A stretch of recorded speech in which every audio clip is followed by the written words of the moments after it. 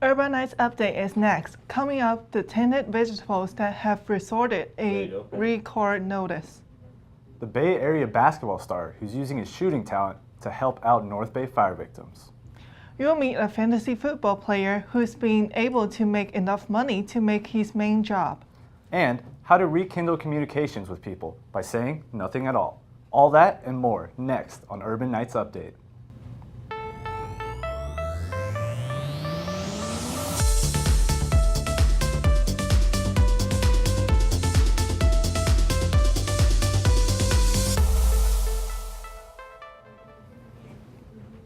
Hi, and welcome to Urban Nights Update. Wendy Dong is joining me. I'm Brett Beauvais, and here are the top stories. Mann's Packing is issuing an urgent recall on various vegetable products from supermarkets all over the U.S. and Canada.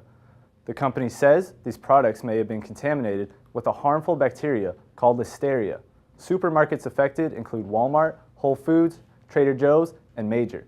This recall comes after a random sampling by the Canadian Food Inspection Agency. Vegetables affected have a best if used by date of October 11th to October 20th. Customers should not consume these products, but instead should throw them away or return them to the place of purchase. So far, Mann's Packing claims there have been no illnesses linked to the products. The battle to reform the tax code is on.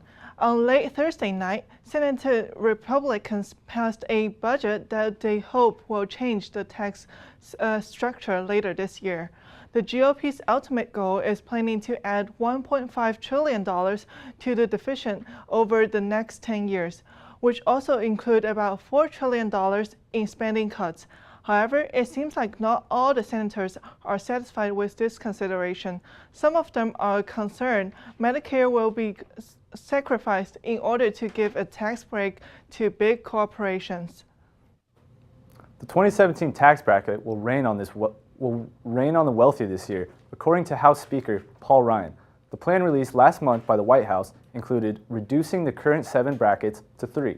This leaves a top rate of 35%, meaning big savings for the wealthiest Americans. The outline did not include overall income levels on how this will impact other taxpayers. Ryan says we don't lower taxes for higher income individuals so that all revenue goes to middle income taxpayers. Senator John McCain hits back at President Trump after bashing the senator again and again for thwarting GOP healthcare plans.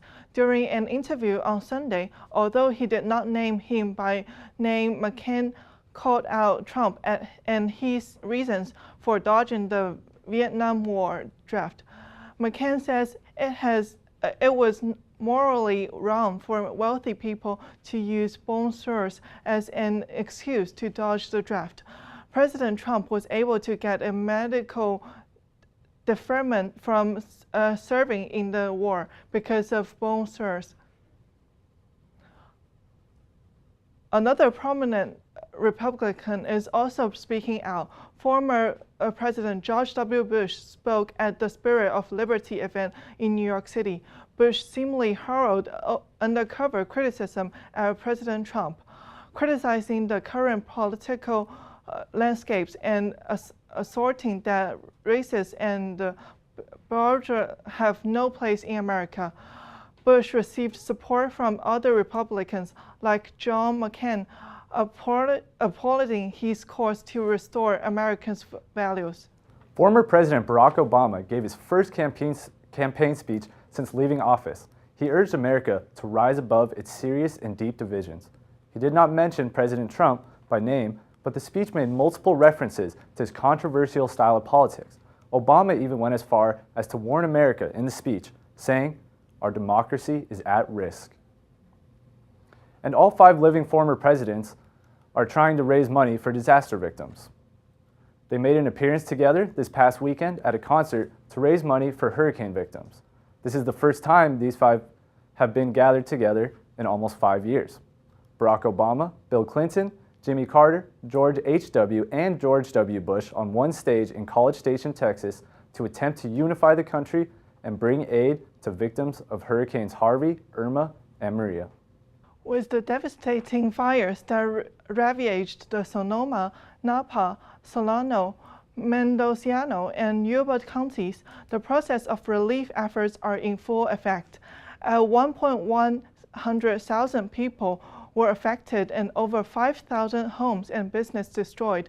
There are still ongoing efforts to get people into homes, getting them food and clothing. There are many relief agencies that can use your help and support. Now that the immediate danger is over, people in the Napa and Sonoma counties are now trying to move forward. Alex Fernandez has the story. The fire in Napa and Sonoma County is the greatest natural disaster Northern California has ever seen. Residents are not only worried for their family and homes, but also for their income. These fires have been rough, with work especially. The smoke and the air quality has been terrible. We've been closed for a few days, and basically I've been trapped in my house. No cell phone service, no power.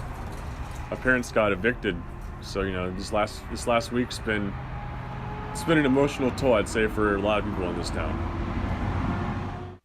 Just on the other side of the mountain, the firestorm continues to devastate. I drove south on Highway 29 to give a visual on how massive this firestorm is. I haven't been able to work these past few days because of the fire, but once the fire is completely contained, I'm sure I'll have a lot of jobs to work on because the houses are burned down from the fire. And I just got done walking my dogs. I had to wear this because of the fire. It's like literally raining ashes, and it's just been a real tough time for the community.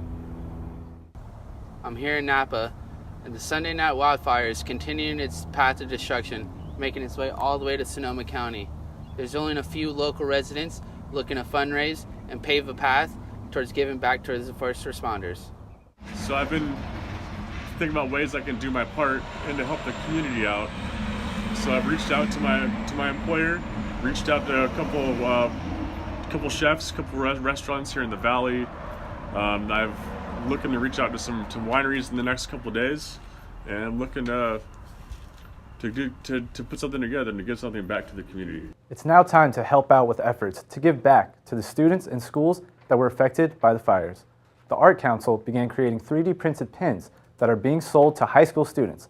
The money made from these pins will go to the counselor's Director of Student Life, who will determine where the money is needed most. The goal of the project is to teach students to not only be aware of what's happening around them, but to take initiative. The Golden State Warriors shooting guard Klay Thompson took to Twitter Friday morning to announce his pledge to help aid the victims of the North Bay fires. Thompson pledged to donate $1,000 per point that he scores in his next 3 home games to help the affected. And you can donate as well by clicking on the link below. We will be donating to the Redwood Credit Union's fire relief efforts. He's estimated to donate between $65,000 to $80,000. It's lit. San Francisco officials have approved $6.5 million of funding for a project that will light the street of Van Ness Avenue with 354 historic streetlights. Each light costs approximately $18,500. Each official justified the cost of this project by stating that it will provide better lighting around parked cars and bus stops. The luxury transportation service Carriot has announced that it will resume providing transportation to the San Francisco Bay Area after failing an inspection with the California Highway Patrol. The routine inspection of the transportation company revealed that several drivers were not credited with Department of Motor Vehicle commercial license. Chariot is set to resume the service on Thursday, October 26th. San Franciscans have been using apps like Uber and Lyft to make their lives a little easier. However, users don't think about how the people who work these apps are depending on the money they make from it. In Lower Pacific Heights, Isaac Bauer has this story. There's a lot to do and see here in the city of San Francisco, but it's not the easiest to maneuver. The people generally resort to public transportation or taxis. Thanks to apps like Lyft and Uber, visitors and locals can find inexpensive rides to wherever they need to go. With over 45,000 Lyft and Uber drivers in the city, everyone can find a ride instantaneously, right on their smartphones. According to the Transit Network Company, Lyft and Uber drivers account for 20% of miles driven on San Francisco streets. But who are these drivers? What's interesting is that many of these drivers are actually depending on these apps as a primary job. While some of the drivers work other day jobs, many of them are relying on these apps for income. Take Dylan Wistoff, for example, who's been driving Lyft for 2 years. Financially, it's been very helpful. Every little bit helps living in the Bay Area, especially when you're a recent graduate like me and paying off my student loans. It's very helpful. I love that it's my own hours. If there's a day I'm not feeling well or a day I want to sleep in, I can sleep in. If I just want to turn on the app and go pick up people coming home from a Giants game late at night, I can do that to make some quick cash. These drivers come from all over to work in the city. Take Pedro Santos, for instance, a Lyft driver living in the Bay, originally from Brazil. Lyft helps me with making money. Also, I can work whenever and as much as I want. In the morning, late at night. With the addition of the Scoot app in San Francisco, Lyft and Uber drivers now have another competitor to worry about. In San Francisco, I'm Isaac Bauer with your Urban Nights update. Along with Scoot, the Waze app has also introduced its new carpool feature, creating more competition for Lyft and Uber drivers. Fantasy football may be more than a guilty pleasure for some people. Surprisingly, it can be a stable source of income for some extreme players. Luke Lacey has the story. Fantasy football is one of the biggest industries in the United States. 32 million Americans spend roughly $15 billion each year playing. At this point, it's much more than a guilty pleasure for fans to watch. For serious fantasy football players like Josh Carlin, NFL Red Zone is the only way to watch football every Sunday. Rather than watch a single game like normal football fans, Josh is able to watch every single game being played in real time. I used to care about the outcomes in NFL games, but now not as much. I'm a commissioner of 2 of my leagues, and the stakes are high because there's a lot of money on the line. I'm in multiple leagues. The price range is quite a lot. It runs from $1,000 to $4,000 buy-ins. Since I'm a full-time college student and a baseball player, there's not much time to get a job. So with fantasy football, I would like to think that's my full-time job because there's so much money on the line and so much money to be won. For that reason, I put many hours of research on my team so they can win every week. October, when the NFL goes pink for Breast Cancer Awareness Month. Hi, everyone. Welcome to NFL Red Zone from NFL Network. Football Sunday might as well be a national holiday in homes like these. These two friends have a lot of money and, more importantly, bragging rights on the line. Josh's good friend Angel is also very much involved in fantasy football as he plays in this league and in multiple others for cash prizes. So we put a lot of money into this fantasy football league. Naturally, it gets competitive and it brings out the ugly side of every single one of us. For the lead, late first half, Tavecchio right down. Reporting for Urban Nights Update in San Francisco, I'm Luke Lacey. Who would have thought that fantasy football is on a similar level as real football when it comes to money changing hands? Enough of the fantasy sports. Let's hand it over to Isaac, who has this week's Urban Nights Update and RU Athletics. Thanks, Brett, and welcome to this week's sports segment. It was a good weekend for RU soccer. Academy of Arts women's soccer team recorded their first win of the season this Saturday. The two teams battled in it out at City College of San Francisco. Holy Name's offense put on the pressure early in the first half, firing off 4 shots in the first 13 minutes, but were all denied. The Knights' defense stepped it up the rest of the way, only allowing 2 more shots on goal the rest of the first half. Minute 27 of the first half, RU on the attack, a perfect lob pass from defender Aaliyah Salas to midfielder Abby Chavez, and she heads it in past the keeper for a goal. Chavez's second goal of the season, RU up 1-0. 10 minutes into the second half, midfielder Sydney Cook tearing it up the right side, blowing by everyone. She crosses it perfectly into the center of the goalie box to Alyssa Rasmussen, who boots it in for another goal. Rasmussen's first collegiate goal. Urban Knights up 2-0. Junior goalie Morgan Wers was perfect, collecting 8 saves. She has 20 saves in just the last 2 games. The Knights shut out Holy Names, winning 2-0. RU will be hitting the road as they take on Azusa Pacific on Thursday. After the girls' game, the boys' soccer team also collected a win against Holy Names. A pretty defensive-heavy first half. The Knights holding Holy Names to only one shot on goal in the 22nd minute, while the Knights had 3. The action really picked up in the second half, both sides combining for 10 shots in the first 20 minutes, which culminated in the goal from junior midfielder Bobby Gutierrez. The ball ricochets off a Holy Names defender from a throw-in right to the feet of Gutierrez. Gutierrez boots it from 25 yards out to the back left corner of the net, giving the Knights a 1-0 lead. Less than 7 minutes later, sophomore midfielder Isaiah Quiros sends it from the top of the box to the back of the net. Urban Knights now up 2-0. The Knights had the opportunity to shut out the opponent just like the girls' team, but with just 8 minutes left in the contest, Holy Names managed to slip a goal by the Urban Knights defense, making the final score 2-1. This win improves their season record to 4-8 overall. RU will be heading to LA for the final road trip of the season, taking on the top 2 teams in the Pac West, Azusa Pacific and the 5th-ranked Cal Baptist team. The Pac West Conference Championships for cross country were held this Saturday at the Crystal Springs course in Belmont, California. RU competed in the women's 6K and the men's 8K very well, placing 2nd in the conference. 7 Urban Knights runners managed to make all Pac West teams. Highlights include 3rd place finishes from Philippine and in the 6K and RU in the 8K. And that's this week's edition of sports. Make sure to join us next time. A new game that combines volleyball and foursquares is taking the nation by storm. You can find spikeball nets set up at your local parks and beaches. Luke Lacey is at Kimball Park in San Francisco with the story.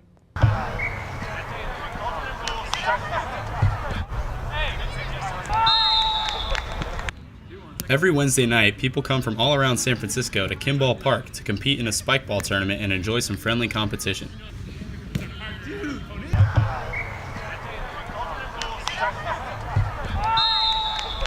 Spikeball is a combination of volleyball and foursquare. 2 teams of 2 play against each other and try to cooperatively hit the ball up and down to the net within 3 hits. Then it is the other team's job to get the ball back to the net and the rally goes on. Failure to do so results in a point for the opposing team. Here at Wednesday Night Spikes, they take their spikeball pretty seriously. You won't find a single game being played without the Pro Series Edition ball. Wednesday Night Spiker Jacob Heyman is excited about the new and growing community. I love the community.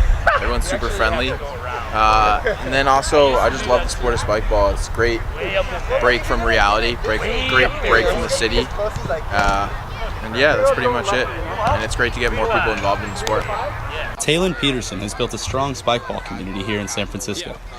I started loving playing spikeball. I started traveling to tournaments and realizing that it was just a great group of people. A great group of people that always want to come together and, even if it's not just playing spikeball, hanging out afterwards, hanging out before, playing a bunch of side games. And so I wanted to bring that back and really build that community here in San Francisco as well, because there wasn't really a big community here. And I saw it in other places like LA, Chicago, East Coast. And so building it here was important for me. And so that's why I started the league, the Golden Gate Roundnet League. And it's really grown into something beautiful. Now we've got our awesome shirts, and we've got a bunch of people that come out every Wednesday night, league members and pickup guys, and really made a whole new group of friends out of it. Reporting for Urban Knights Update in San Francisco, I'm Luke Lacey. The spikeball community is growing fast. There is now a spikeball app that notifies you when people are playing near you. Now let's take a trip on over to Talia Thompson with the Bay Area's latest travel news. Hey everyone, and welcome to this week's special segment, Travel with Talia, where I give you the latest updates and tips on all things regarding travel. The North Bay Area wildfires have not only devastated families, homes, schools, and animals, but businesses as well, specifically vacation spots in Napa Valley. The hashtag Napa Strong promotes that although the beautiful wine country of Napa Valley and Sonoma County did suffer through some devastating elements, they are working hard to restore these vacation businesses and homes. Owners are looking forward to welcoming back visitors after the fires. If you have planned or are planning to travel to Napa Valley soon, be sure to check the status of businesses online at napavalley.com/fire news updates. Let's jump on over to the East Bay, where residents in Stockton are not too happy to hear that their local airport may change its name from Stockton Metropolitan Airport to San Francisco Stockton Regional Airport. The San Joaquin County Board of Supervisors have yet to make a final decision. The airport provides both passenger and cargo services, which is why it is trying to change the name. Stockton Airport Committee members believe that if they can incorporate San Francisco into the name, people will understand and know exactly what part of the country they are flying into. Business leaders agree by saying the modifying of smaller airport names with a well-known city has potential to financially benefit everyone across the region. Talk about making money. Southwest Airlines has recently announced that it intends to launch its new service to the tropical islands of Hawaii. The airline plans to begin sales as early as next year, which is in fact just a few months away if you think about it. Executive Vice President Andrew Watterson claims that because their fares will be lower than other airlines, it will bring more business and possibly bring down the market price of overall tickets. He calls this process the Southwest effect. Along with lower airfare prices, Southwest does not charge for their first checked bag, another plus to this already great news. The company will announce travel routes at a later time, but did reveal that California will be the first state to host these flights. Lucky us. Travel tip of the week. If you're looking for the cheapest flight, book your ticket on a Tuesday 6 weeks before your travel date. Rumor has it that this is the best time to book a flight. Well, that's a wrap for this week's special segment. I'm Talia Thompson. Travel safe, y'all. Thanks, Talia. And now we go to Tosh Downson for your entertainment. For this week on entertainment, we have some updates on upcoming movies as well as an announcement from Netflix. To kick things off, the world's first hand-painted film was made and it's called Loving Vincent, as a tribute to Vincent van Gogh and his story as he became one of the most influential artists to this day. The film was made possible with the help of over 100 artists as they invented the slowest form of filmmaking in the process. The film is set to be released this September 22nd, 2018. For all you superhero lovers, Marvel has just dropped a new trailer for the highly anticipated Black Panther. The trailer gives us a brief look into the Black Panther's unique home of Wakanda. Michael B. Jordan reunites with Ryan Coogler, who directed Creed, where Michael starred as the lead boxer. But this time around, he plays the Black Panther's evil rival, Killmonger. I've searched for it. Called it El Dorado. They looked for it in South America, but it was in Africa the whole time. I'm the only one who's seen it and made it out alive.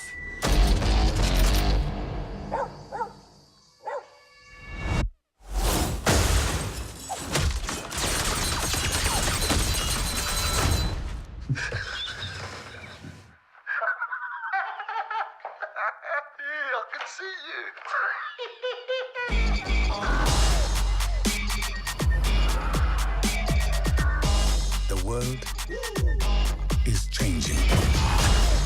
Soon, there will only be the conquered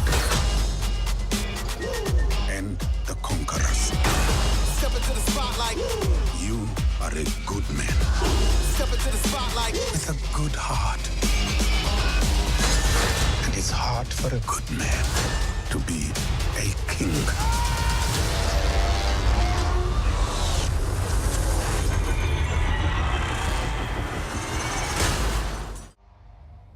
The film is set to hit theaters next year, February 16th, so make sure you get out and watch. Warning, spoiler alert, for those who love Netflix, lots of shows like How I Met Your Mother, such as movies like Twilight series, as well as Sky High are being dropped in November. So be sure to get home and watch them while you can before they are gone for good. One of the reasons for all these movies disappearing is due to Netflix dropping its current streaming service, 24, and switching over to Amazon Prime for more money. You can find a complete list of movies and shows set to be removed on justjared.com. That's all we have for this segment on entertainment. See you next time. Thanks, Taj. Staring at a stranger to some may seem odd, but at this event, it is the best way to connect with one another. Brianna Keys has the story. In a world ran by smartphones, have we forgotten how to truly connect with one another? Oakland joins the world's largest eye contact experiment to pose the question, where has the human connection gone? We're going to just raise our hands and let them go. 1, 2, 3. All right, start. People gathered at Lake Merritt to share 1 minute of eye contact with a stranger to demonstrate how powerful connection can be publicly.